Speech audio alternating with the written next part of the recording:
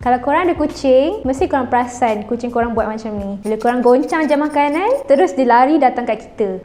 Kenapa jadi macam tu? Sebab kucing tu dah belajar, bila dia dengar je makanan tu bergoncang, dia akan tahu lepas ni mesti tuan aku nak bagi makanan. So dia dah ada create association antara bunyi makanan tu dengan lepas ni dapat makan. Tu kita panggil classical conditioning. Kita pairkan satu stimulus ataupun satu kejadian dengan satu kejadian lain dan akan ada respons daripada kucing tu. Tapi sebenarnya classical conditioning ni berlaku dalam hidup kita tau, secara kita tak sedar. Contoh kan, kita semua orang ada ringtone phone masing-masing, and kadang-kadang ringtone tu sama dengan orang lain. So bila kita terdengar ringtone yang sama, terus kita check phone walaupun bukan ringtone phone kita, tapi kita akan check. Kita dah associate bunyi tu dengan check phone.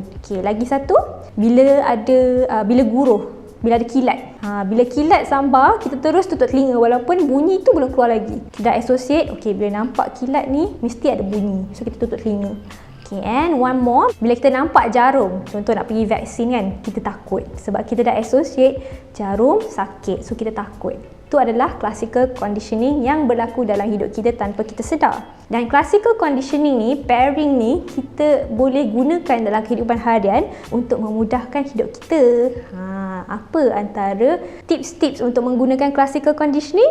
First, untuk study.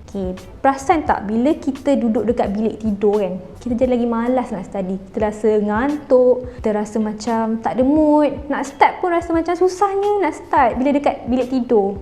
Susah nak study. Kenapa jadi macam tu? Sebab kita punya badan dah associate bilik tidur dengan rehat ataupun bilik tidur dengan tidur lah. So bila kita nak buat sesuatu yang lain daripada pairing ni, nak study, jadilah susah. So macam mana kita kenalah pisahkan tempat kita berehat, tempat tidur dengan tempat study. Contohnya janganlah study dalam bilik tidur, pergi library ke ataupun mana-mana kawasan dalam rumah tu yang bukan tempat rehat, bukan tempat tidur. So kita study kat tempat tu.